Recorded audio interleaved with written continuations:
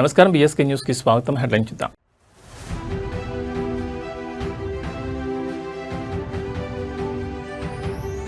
ఢిల్లీలో సీఎం చంద్రబాబు పర్యటన, కేంద్ర మంత్రి పీయూష్ గోయల్తో అత్యంత కీలక భేటీ.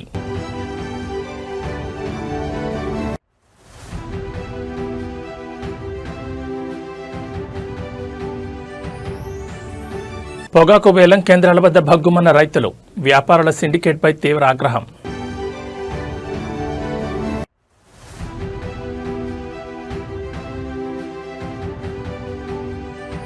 హైదరాబాద్ మల్కాజ్గిరి సైబరాబాద్ అభివృద్ధిపై సీఎం రేవంత్ రెడ్డి సమీక్ష, పనుల్లో వేగం పెంచాలని ఆదేశం.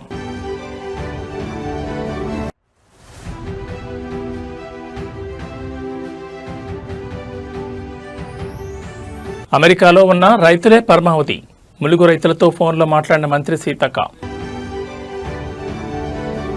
ఇక డీటెయిల్స్ చూస్తే, ఆంధ్రప్రదేశ్ రాష్ట్ర సమగ్ర అభివృద్ధి మరియు పారిశ్రామిక పురోగతి లక్ష్యంగా ముఖ్యమంత్రి చంద్రబాబు నాయుడు ఢిల్లీలో బిజీగా గడుపుతున్నారు.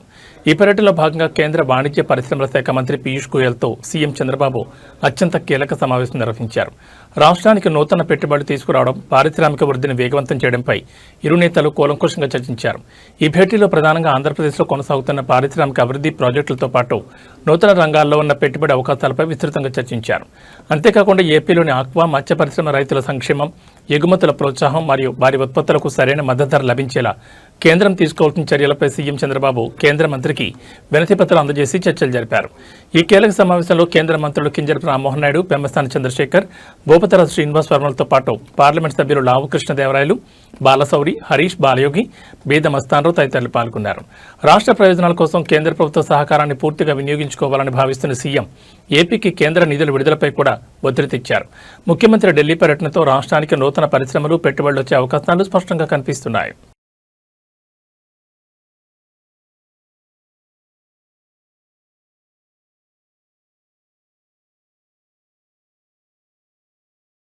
రాష్ట్రంలో పొగాకు రైతులు తీవ్ర ఆందోళనలో మునిగిపోయారు. ఎగుమతిదారులు ఆర్డర్ లేవనే సాకుతో తమను తీవ్రంగా మోసం చేస్తున్నారంటూ పొగాకు రైతు మారెళ్ల బంగారుబాబు తీవ్ర స్థాయిలో ధ్వజమెత్తారు.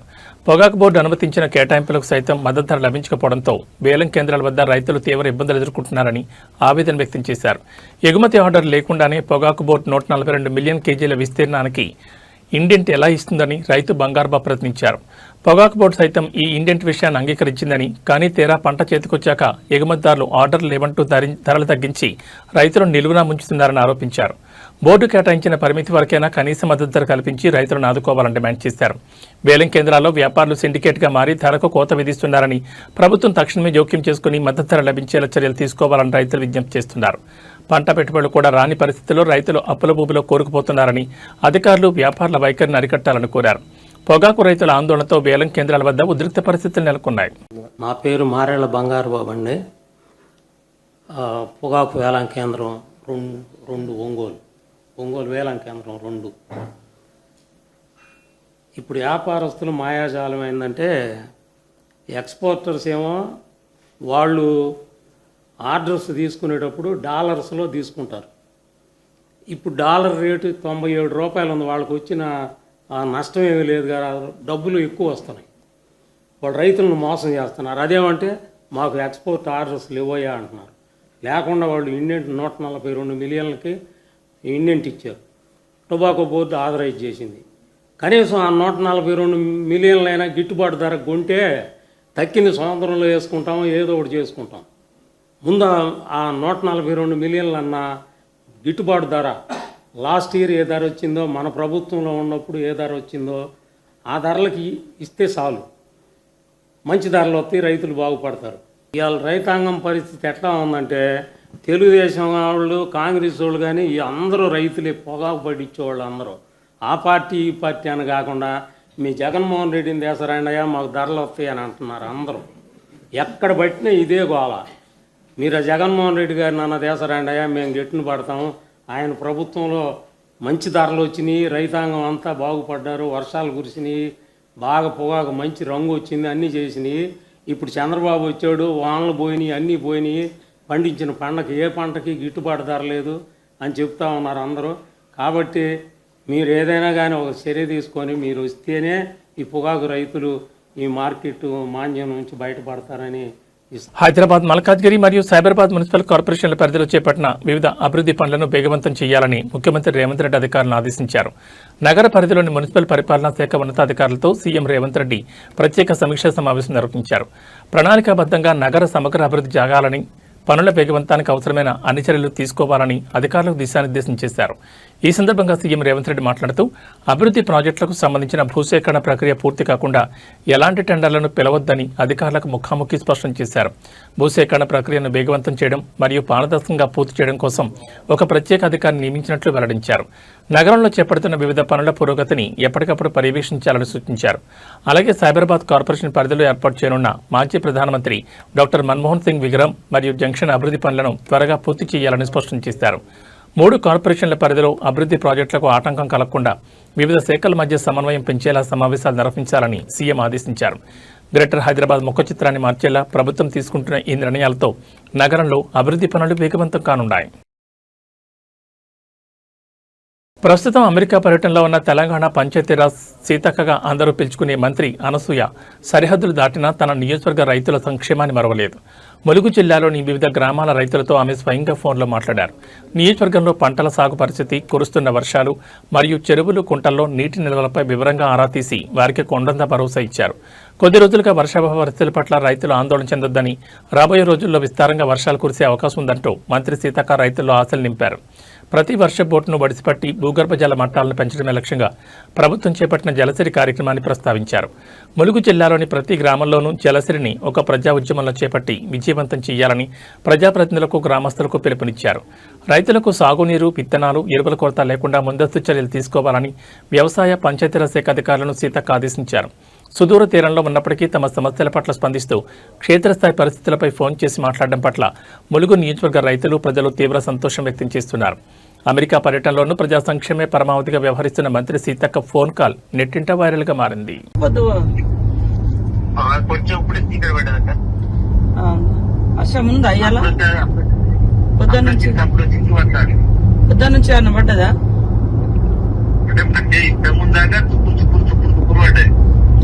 నాట్లేయడానికి సరిపోతుందా? నాట్లేయడానికి సరిపోతుంది. ఏదన్నా రేపు వర్షం పడకపోతే పెట్టారు. Okay okay. ఇప్పుడైతే పొలాలకు ఇట్లా అంత ఇబ్బంది ఏం లేదు కదా? ఇబ్బంది లేదు, ఏ ఇబ్బంది లేదు. సరే సరే. వాటర్ మొన్న రాత్రి బాగా పడ్డట్టుంది కదా? నిన్న రాత్రి, ఈ రోజు రాత్రి కంటే మొన్న నైట్ బాగా పడ్డదా? నిన్న రాత్రి బాగా పడ్డది. నిన్న రాత్రి తెల్లర వరకు ఎక్కడ చూసినా జలమయ్యాయి రావుక చెరువు. ఓకే ఓకే సరేనా, చూసుకోండి. ఏదన్నా అవసరం ఉంటే నిన్న నేను ఉత్తమన్నతో కూడా మాట్లాడినా, వాళ్ళు కూడా ఈఎన్సీకి ఇట్లా చెప్పి పెట్టారు రెడీగా, అవసరం ఉన్నప్పుడు ఇప్పుకుంటారు. Okay okay. కేంద్రంలో నరేంద్ర మోడీ ప్రభుత్వంపై లోక్సభ ప్రతిపక్ష నేత రాహుల్ గాంధీ మరోసారి తీవ్రస్థాయిలో విరుచుకుపడ్డారు. దేశంలోని ప్రతి విద్యార్థి, పోలీసులు మరియు సామాన్య ప్రజలంతా మోదీ ప్రభుత్వం దిగిపోవాలని కోరుకుంటున్నారని సంచలన వ్యాఖ్యలు చేశారు. లోక్సభ ప్రతిపక్ష నాయకుడిగా కోట్లాది మంది భారతీయుల ఆకాంక్షలకు, వారి గొంతుకకు ప్రతిరూపంగా నిలవడమే తన బాధ్యతని ఆయన స్పష్టం చేశారు. దేశవ్యాప్తంగా వివిధ వర్గాల నుంచి వ్యక్తమవుతున్న నిరసనలు, ఆందోళనలను ప్రస్తావిస్తూ రాహుల్ గాంధీ కేంద్ర ప్రభుత్వ తీరును తీవ్రంగా ఎండగట్టారు.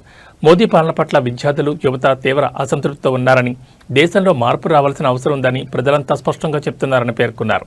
అణచివేత ధోరణిని వీడి ప్రజల నిరసన గళాన్ని గుర్తించాలని డిమాండ్ చేశారు. దేశ ప్రజల హక్కులు, భవిష్యత్ పరిరక్షణ కోసం తాను ఎలాంటి పోరాటానికైనా సిద్ధంగా ఉన్నానని రాహుల్ గాంధీ స్పష్టం చేశారు. ప్రజా సమస్యలపై గళం విప్పే క్రమంలో తాను ఎంతటి మూల్యాన్నైనా చెల్లించడానికి సిద్ధమని తేల్చి చెప్పారు. ప్రతిపక్ష నాయకుడిగా ప్రజల భావాలను, నిరసనలను పార్లమెంట్ లోపల, వెలుపల బలంగా వినిపిస్తానని పునరుద్ఘాటించారు. రాహుల్ గాంధీ చేసిన ఈ వ్యాఖ్యలతో జాతీయ రాజకీయాల్లో తీవ్ర దుమారం రేగుతోంది. पुलिस वाले थोड़ा मतलब मुझे घसीट के ले गए, बट कान में कह रहे थे कि इस सरकार को हटाइए। मैं राजस्थान का हूं, इनको हटाइए। हम सिर्फ वर्दी पहने हैं। दूसरा कह रहा है मैं हरियाणा का हूं, इनको हटाइए। तो that sentiment is there and सच्चाई everybody knows. This is a crime that is been done to the future of our country. This is a crime that is being done to the people we love. हम पूरा support कर रहे हैं छात्रों के आंदोलन को, ठीक है? हम पूरा सपोर्ट कर रहे हैं। हमें लगा कि अगर हिंदुस्तान के स्टूडेंट्स सड़क पे हैं तो ऑपोजिशन को भी सड़क पे होना चाहिए. My job is to express the will of India's people. Whether it is the will of the students, whether it is the will of young people, whether it is the will of the farmers, this is the job that I'm supposed to do as leader of opposition. I'm supposed to become an expression of the voice of India's people. I'm supposed to bring attention to where pain is being felt. These are very small costs. తిరుపతిలో మాజీ MLA Bhumana Karunakar Reddy కుటుంబానికి చెందిన private స్థలం వద్ద తీవ్ర ఉద్రిక్త వాతావరణం నెలకొంది. ఎలాంటి ముందస్తు నోటీసులు ఇవ్వకుండా కోర్టు ఆదేశాలను ఉల్లంఘిస్తూ అధికారులు భారీగా పోలీసు బలగాలతో భూములకు ప్రవేశించారని వైఎస్ఆర్సీపీ నాయకులు తీవ్ర ఆగ్రహం వ్యక్తం చేశారు. ప్రహారీ గోడను కూల్చివేయడానికి చెట్లను ధ్వంసం చేయడానికి యత్నించడం అధికార దుర్వినియోగమేనంటూ భూమన అభినయరెడ్డి అధికారులను నిలదీశారు. గతంలోని ఈ భూమికి సంబంధించి న్యాయస్థానం స్పష్టమైన ఆదేశాలు ఇచ్చిందని, పూర్తిస్థాయి సర్వే నిర్వహించి హద్దులు చూపించాలని కోర్టు పేర్కొన్నప్పటికీ అధికారులు సర్వే నివేదిక ఇవ్వలేదని భూమన కుటుంబం తెలిపింది. అకస్మాత్తుగా జేసీబీలతో వచ్చి ప్రహారీ గోడను కూల్చేందుకు యత్నించగా ప్రశ్నించడానికి వెళ్లిన భూమన అభినయను పోలీసులు సొంత స్థలంలోకి వెళ్లకుండా అడ్డుకోవడం కలకలం రేపింది. అక్కడున్న ఆర్డీఓ, తహసీల్దార్లను నోటీసులపై నిలదీయగా అధికారులు సమాధానం చెప్పలేకపోయారని వైఎస్ఆర్సీపీ పేర్కొంది. ప్రభుత్వ వైఫల్యాలను ఎత్తి చూపుతూ ప్రశ్నిస్తున్నందుకే మాజీ ఎమ్మెల్యే భూమన కరుణాకర్ రెడ్డిని, అభినయరెడ్డిని లక్ష్యంగా చేసుకుని వేధింపులకు దిగుతున్నారని నేతలు మండిపడ్డారు. అధికార బలంతో గోడాలను కూల్చివచ్చేమో గానీ ప్రజల తరపున ప్రశ్నించే గొంతులను అణచలేరని స్పష్టం చేశారు. చట్టాన్ని ఉల్లంఘించి చేస్తున్న ప్రతి చర్యకు ప్రజాస్వామ్యబద్ధంగానే పోరాడి సమాధానం చెప్తామని హెచ్చరించారు. భూమన కుటుంబ స్థలం వద్ద పోలీసుల మోహరింపుతో తిరుపతి రాజకీయాలు ఒక్కసారిగా వేడెక్కాయి.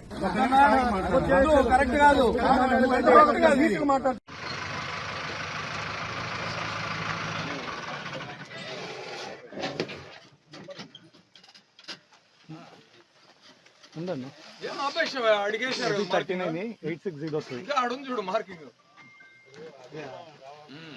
వేశారు కానీ మార్కింగ్ వేసారు చూడు సగం సగం ఎందుకు చేసిపోతాం మార్క్ ఎంతవరకు వేసినారో ఆడవరకు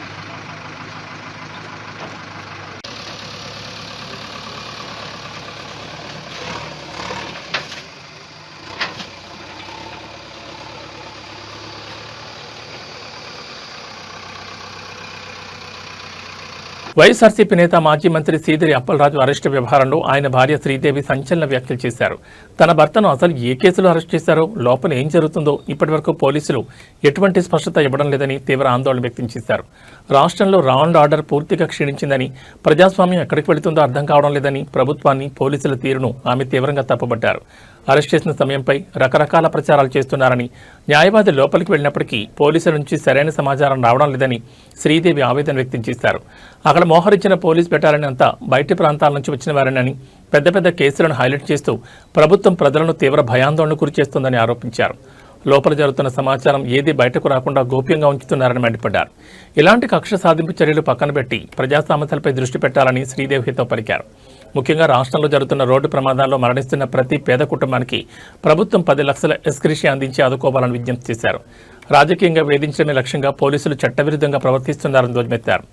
మాజీ మంత్రి సీదిరి అప్పలరాజు అరెస్ట్ మరియు ఆయన భార్య శ్రీదేవి వ్యాఖ్యలతో ఏపీ రాజకీయాల్లో తీవ్ర దుమారం రేగుతోంది.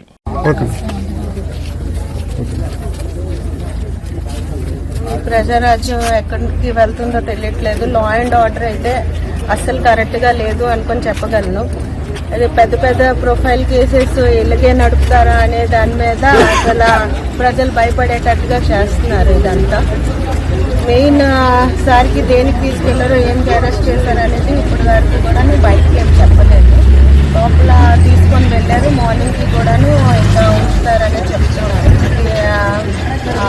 బాబుని తీసుకెళ్లిన రోజు నుంచి కూడాను సార్కి అలాగే బ్యాక్ హ్యాండ్గా పోలీసు వాళ్ళు అలాగా వెనకాతలో వస్తూనే ఉన్నారు. కానీ ఈ మొత్తానికి చెప్పాల్సింది ఏంటనుకుంటున్నానంటే, యాక్సిడెంట్స్ కేసెస్ చాలా జరుగుతున్నాయి. ప్రతి ఒక్క దాని మీద కూడాను మీరు చర్యలు తీసుకొని ఎలాగా అందరికీ తీసుకొని వచ్చేసి ఎక్స్గ్రేషన్ కింద 10 లక్షలు ఇస్తున్నారు. ప్రతి యాక్సిడెంట్ కేసుల దగ్గరికి మీరు వెళ్ళేసి వాళ్ళందరినీ కూడా తీసుకొని ఆ పేద కుటుంబానికి కూడాను మీ అందరూ కూడా కాపాడుకోవాలని చెప్పి కోరుకుంటున్నాను. అంటే తెల్లవారు 6:30 కానీ వాళ్ళు చెప్తున్నారు మేడం. ఏమని పోలీసులు ఏం చెప్తున్నారు? మార్నింగ్ 6:30 అని అలాగేం చెప్పలేదు, కానీ అలా కంటిన్యూ అవుతుంది. లాయర్ కూడా లోపల ఉన్నారు. మీకు పంపించారు అంటే మీడియా తెలంగాణ నీటిపారుదల రంగంలో అత్యంత కీలక పరిణామం చోటు చేసుకుంది. దేవాదుల ఎత్తిపోతల పథకం వద్ద నీటి తోడకం వేగవంతం చేయడంలో బీఆర్ఎస్ సీనియర్ నేత మాజీ నీటిపారుదల శాఖ మంత్రి హరీష్ రావు వేసిన ప్రశ్నలు, ఆయన లేవనెత్తిన డిమాండ్లకు కాంగ్రెస్ ప్రభుత్వం చివరకు తలొగ్గింది. సమ్మక్క సాగర్ బ్యారేజ్ వద్ద వరద ప్రవాహం క్రమంగా పెరుగుతున్నప్పటికీ నీటిని సరిగా ఎత్తిపోసేందుకు అధికారులు చర్యలు తీసుకోవడం లేదంటూ హరీష్ రావు ప్రభుత్వాన్ని నిలదీశారు. హరీష్ రావు తీవ్రస్థాయిలో ధ్వజమెత్తిన మరుసటి రోజే ప్రాజెక్టు వద్ద యంత్రాంగం రంగంలోకి దిగింది. దేవాదులలో ఇప్పటి వరకు నడుస్తున్న మోటార్ల సంఖ్యను ఒక్కసారిగా పెంచింది. మొన్నటి వరకు కేవలం 5 మోటార్లు మాత్రమే నడిపించిన అధికారులు నిన్నటి నాటికి వాటిని 7కు పెంచారు. అయితే వరద ఉధృతికి తగ్గట్లుగా పూర్తి స్థాయిలో పంపింగ్ జరగడం లేదని హరీష్ రావు ప్రభుత్వాన్ని గట్టిగా ప్రశ్నించడంతో అధికారులు మరో 2 మోటార్లను ఆన్ చేసి మొత్తం 9 మోటార్ల ద్వారా నీటి ఎత్తిపోతలను ప్రారంభించారు. దేవాదుల పథకానికి సంబంధించిన 3 విభాగాల్లోనూ పంపింగ్ ప్రక్రియను వేగవంతం చేశారు. ప్రస్తుతం అధికారుల గణాంకాల ప్రకారం ఫేజ్ 1లో 2 మోటార్లు, ఫేజ్ 2లో 2 మోటార్లు, అలాగే ఫేజ్ 3 పరిధిలో ఏకంగా 5 మోటార్లను నిరంతరాయంగా ఆన్ చేసి నీటిని ఎత్తిపోస్తున్నారు. గత కొద్ది రోజులుగా వరద నీరు భారీగా వచ్చి చేరుతున్న ప్రభుత్వం ఆశించిన స్థాయిలో మోటార్లను నడపకపోవడంపై ఆయకట్టు రైతుల నుంచి కూడా విమర్శలు వ్యక్తమవుతున్నాయి. నిజానికి నెల 8వ తేదీ నాటికి సమ్మక్క సాగర్ ప్రాజెక్టు వద్దకు దాదాపు 1,00,000 క్యూసెక్కులకు పైగా వరద ప్రవాహం వచ్చి చేరింది. అయితే ఆ సమయంలో ప్రభుత్వం కేవలం 600 క్యూసెక్కుల నీటిని మాత్రమే ఎత్తిపోతుందని, సమయం వృధా చేస్తే ఆయకట్టుకు నీరు ఎలా అందుతుందని హరీష్ రావు ఆరోపించారు. ప్రభుత్వ నిర్లక్ష్యాన్ని ఎండగడుతూ ఆయన చేసిన విమర్శలతో దిగొచ్చిన అధికారులు ఇప్పుడు పంపింగ్ సామర్థ్యాన్ని గణనీయంగా పెంచారు.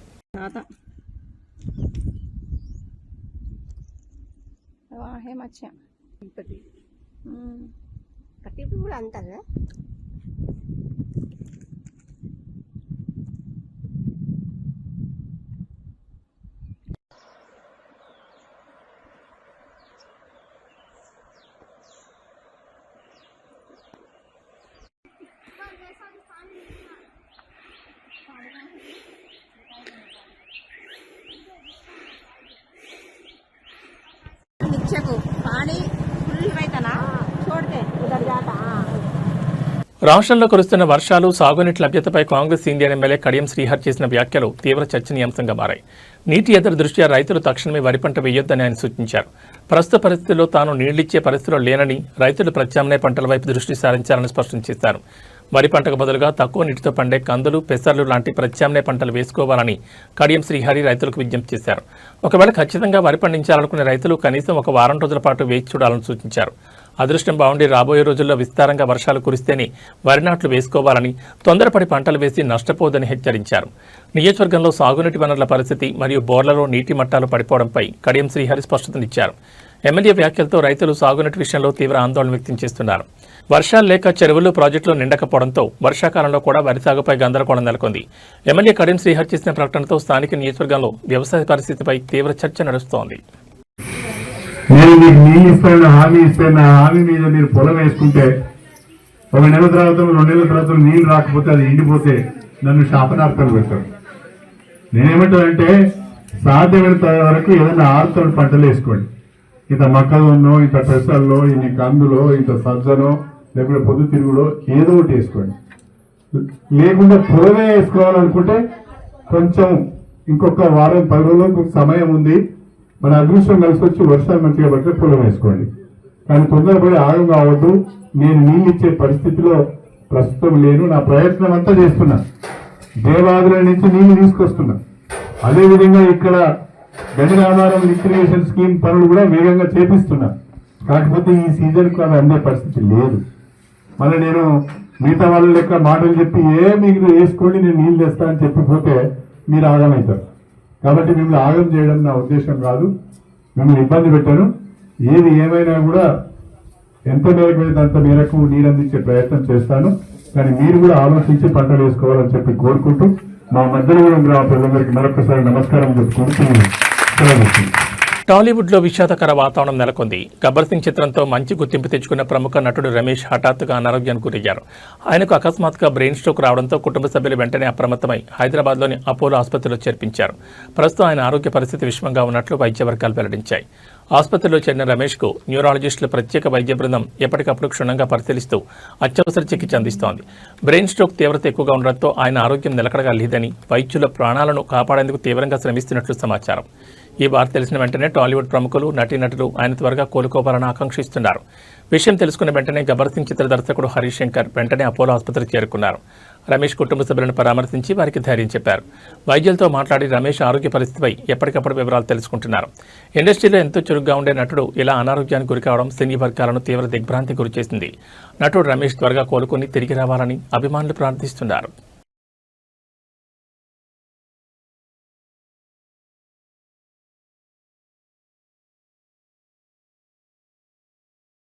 దేశ రాజధాని న్యూఢిల్లీలోని జంతర్ మంతర్ వద్ద ఈ నెల 20 జరిగిన సీజేపీ ర్యాలీలో చోటు చేసుకున్న తీవ్ర ఉద్రిక్తతలకు సంబంధించిన సంచలన సీసీటీవీ దృశ్యాలు వెలుగులోకి వచ్చాయి. నిరసనకారులు భద్రతా దళాలు లక్ష్యంగా చేసుకుని విచక్షణారహితంగా రాళ్లదాడికి పాల్పడిన దృశ్యాలు ఆ వీడియోలో స్పష్టంగా కనిపిస్తున్నాయి. ఘటనపై రంగంలో దిగిన పోలీసులు బయటకు వచ్చిన సీసీటీవీ ఫుటేజ్ నిజమైందేనని ధృవీకరించినట్లు సమాచారం. బయటకు వచ్చిన దృశ్యాల ప్రకారం ర్యాలీలో పాల్గొన్న నిరసనకారులు ఉన్నపళంగా ఉగ్రరూపం దాల్చి పోలీసులు మరియు ర్యాపిడ్ యాక్షన్ ఫోర్స్ సిబ్బందిపైకి రాళ్లు రూపారు. అకస్మాత్తుగా జరిగిన దాడితో భద్రతా సిబ్బంది ప్రాణాలు కాపాడుకునేందుకు పరుగులు తీయాల్సిన పరిస్థితి ఏర్పడింది. నిరసనకారుల రాళ్లదాడి దాటికి సమీపంలో ఉన్న పెట్రోల్ బంక్, చుట్టుపక్కల దుకాణాల అద్దాలు పూర్తిగా ధ్వంసమయ్యాయి. జంతర్ మంతర్ పరిసర ప్రాంతాల్లోని పలు సీసీటీవీ కెమెరాల్లో నమోదైన ఈ విజువల్స్ ను పోలీసులు క్షుణ్ణంగా పరిశీలిస్తున్నారు. రాళ్లదాడికి పాల్పడిన వారిని, విధ్వంసానికి పూనుకున్న వారిని సీసీటీవీ ఫుటేజ్ ఆధారంగా గుర్తుపట్టి చట్టపరమైన చర్యలు తీసుకునేందుకు ఢిల్లీ పోలీసులు వేగంగా అడుగులు వేస్తున్నారు. జంతర్ మంతర్ వద్ద వెలుగు చూసిన ఈ సీసీటీవీ దృశ్యాలు ఇప్పుడు జాతీయ స్థాయిలో తీవ్ర కలకలం రేపుతున్నాయి.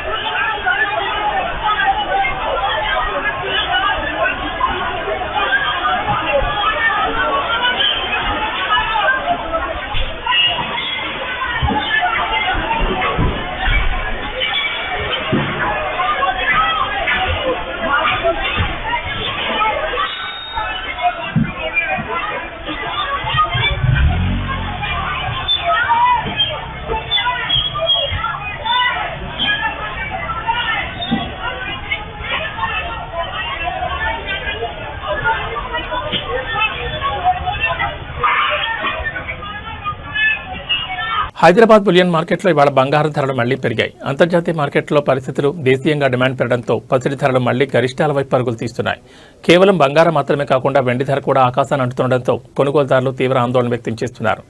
తాజా ధరల వివరాలను పరిశీలిస్తే హైదరాబాద్ బులియన్ మార్కెట్లో 24 క్యారెట్ల 10 గ్రాముల ప్యూర్ గోల్డ్ రేటు ఇవాళ ₹770 పెరిగింది. దీంతో 24 క్యారెట్ల తులం బంగారం ధర 1,47,280కు చేరుకుంది. ఇక ఆభరణాల తయారీకి ఉపయోగించే 22 క్యారెట్ల 10 గ్రాముల పసిడి ధర కూడా ₹700 ఎగబాకి 1,35,000 మార్కు వద్ద పలుకుతోంది. బంగారం బాటలోని వెండి ధరలు కూడా భారీ స్థాయిలో కొనసాగుతున్నాయి. మార్కెట్లో ప్రస్తుతం కేజీ వెండి ధర 2,45,000 వద్ద విక్రయమవుతోంది.